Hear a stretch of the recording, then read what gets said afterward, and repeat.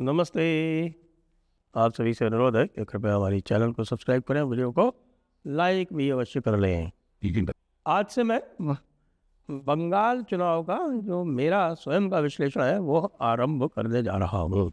और बंगाल चुनाव का जब विश्लेषण किया जाएगा तो उसमें मेरा जो फोकस होगा वो विशेषकर आंकड़ों के ऊपर और जो वहाँ से समाचार आ रहे हैं उनके ऊपर होगा। और मैं आपको बता दूं कि मेरा कोई वहाँ पर सर्वे नहीं होने वाला है, लेकिन मैं फिर भी जो भी आंकड़े आ रहे हैं, जो रुझान आ रहे हैं, जो वहाँ के सोर्सेज बता रहे हैं, उनके हिसाब से अंत में एक आंकड़ा देने का प्रयास अवश्य कर सकता हूँ, वो भी यदि आप लोग कहेंगे तो। तो अब जो रुझान है वो आ चुके हैं SIR के, तो कम से कम रुझान SIR के बिल्कुल स्पष्ट आ चुके हैं और जैसा दिख रहा है लगभग 80 लाख वोट कटेंगे। और आज मैं देख रहा था कि कुछ लोगों ने इसका विश्लेषण किया है, और चूंकि वो जो विश्लेषक है वो एंटी बीजेपी अधिक है, तो उस एंटी बीजेपी विश्लेषकों को मैं थोड़ा सा जो डिस्काउंट करें उसके बाद भी, क्योंकि उनका जोर जोर से चिल्लाना है कि साहब कि जितने लोग डिलीट हुए हैं उसमें 90% मुसलमान हैं, 90% मुसलमान हैं और 80 लाख लोग डिलीट हुए हैं।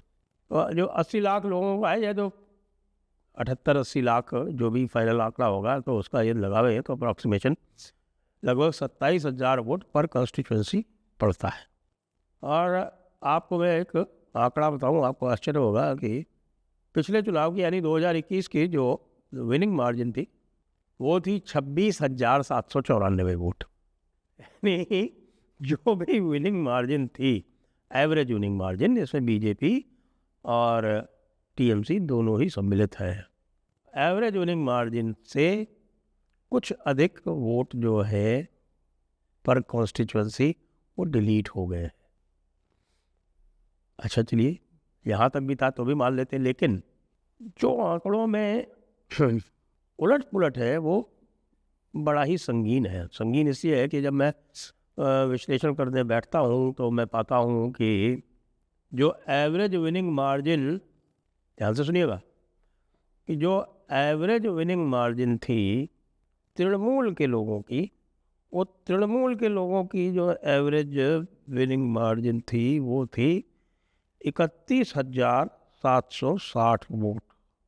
ये मैं इसमें 1 मिनट कंफर्म कर रहा हूँ, हाँ, 31,760 वोट अक्रॉस 213 जो 213 कॉन्स्टिट्यूंसीज थी, उसमें उनकी जो एवरेज विनिंग मार्जिन थी वो थी 31,760 वोट। और भारतीय जनता पार्टी की विनिंग मार्जिन कितनी थी? भारतीय जनता पार्टी जो 77 सीट जीती थी उसमें उसकी विनिंग मार्जिन थी 14,009 वोट। देखिए, मैं धीरे धीरे आपको उस तरफ ले जा रहा हूँ जिससे आपको ये समझ में आए कि आंकड़ों का विश्लेषण करना है तो कैसे करना है। अब आप ये देखें कि जो 5,000 से अधिक वोट से जो जीती गई थी सीटें, 5,000 से कम वोटों से, वैसी 35 सीटें थीं और उनमें से 22 जो थी वो भारतीय जनता पार्टी जीती थी। और जो टॉप जितनी भी थी, आप ये टॉप 10, 15, 20 जितनी थी हाई मार्जिन से जीती वाली सीटें, हाई मार्जिन से जीतने वाली सारी सीटें जो थी वो तृणमूल कांग्रेस ने जीती थी। अब एक और बात बता दूं आपको, 31,760 वोट इसका जो है वो विनिंग मार्जिन, ठीक है साहब, एवरेज विनिंग मार्जिन। 27,000 वोट हर कॉन्स्टिट्यूंसी में डिलीट हुआ है। लोगों का कहना है इसमें 90% वोट तृणमूल का है, हालांकि मैं नहीं मानता, लेकिन फिर भी अगर 70% भी है तो भी ये समझ लें कि 27,000 पर कॉन्स्टिट्यूंसी का 70% वोट तृणमूल का गया है। तो ये 70% वोट जो है वो 27,000 का ये जाके बैठता है आपका लगभग 18,900, 19,000 मान लीजिए। तो आप देख रहे हैं, अभी हम एवरेज पे बात कर रहे हैं, फिर बाद में हम जाएंगे जब इसको रिफाइन करेंगे ना आंकड़ों को, और ये धीरे धीरे करेंगे, आपको पूरे आंकड़े रिफाइन करके दे दूंगा मैं।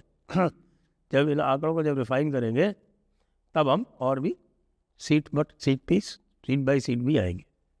तो तृणमूल का जो एवरेज वोट घटा है, अगर 70% के रेट से चले, तृणमूल वाले तो, और तृणमूल और मतलब एंटी बीजेपी वाले तो 90% कह रहे हैं, लेकिन मैं उस पर नहीं आता, लेकिन फिर भी 70% तो है।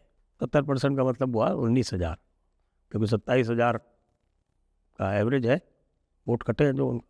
पिछली बार 26,794 एवरेज था। चलिए अब एक और चीज़ देखें आप, टॉप 100 सीट्स, जो तृणमूल की टॉप 100 सीट्स थी उसमें उसका विनिंग मार्जिन जो था वो 46,000 वोट्स था। 46,000 वोट्स।